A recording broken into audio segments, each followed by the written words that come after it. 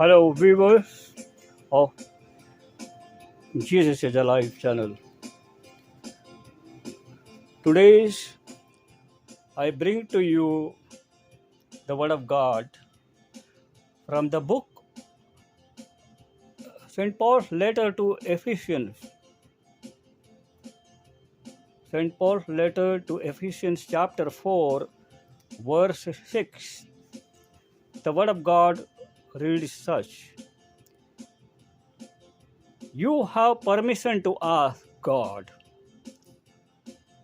There is one God and Father of all of us, who is above all things and through all and in you all. My friends, you know we are God's family because of our birth, our creation, which God has made. A members of God's family, we have the right to go to our Father from where we came. And now we have the right from the same Creator, our Father, and ask Him for His plans for our life, because it is in His own plans that He created us, which we are supposed to comply until we are on the sojourn earth. So we are supposed to ask for His plans, for His strategies for our life, and resources to fulfill our mission according to His will in our life. Let me tell you, we have to fulfill our mission, our assignments, and purposes which He has designed, He has proclaimed before the earth for us. He has planned. He said in Jeremiah chapter 1 verse 4, before I formed you, I know you.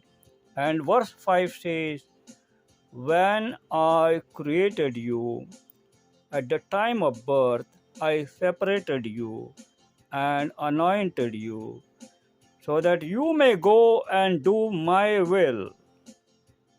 You are anointed for royal priesthood to do God's will, not our will.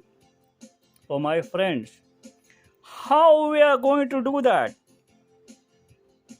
There is a conduit He has given us.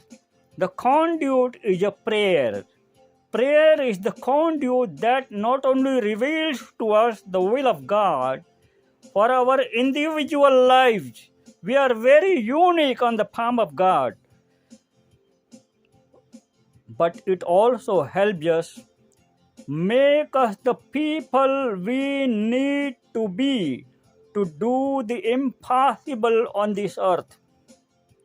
It's time for us, my friends, viewers, it's time for us to plug into that power, supernatural power of God, by the power of the Holy Spirit. We have to plug inside the conduit which we have never had before. It's my burden from the Lord. The Lord says, because what Jesus has done for us all on the cross, we can come boldly before the throne of grace, and there is no longer any dividing, any buts and ifs. There is no dividing wall to keep us from entering God's presence before the throne of grace through the power of the Holy Spirit. Let's come boldly before God today, seeking His plans for our life. His strategies for our life, and all the resources He has provided to us to fulfill our assignments on this earth. Let's open our mind and heart to receive the downloads from above by the power of the Holy Spirit. It's the conduit for us to receive all the power from the throne of grace.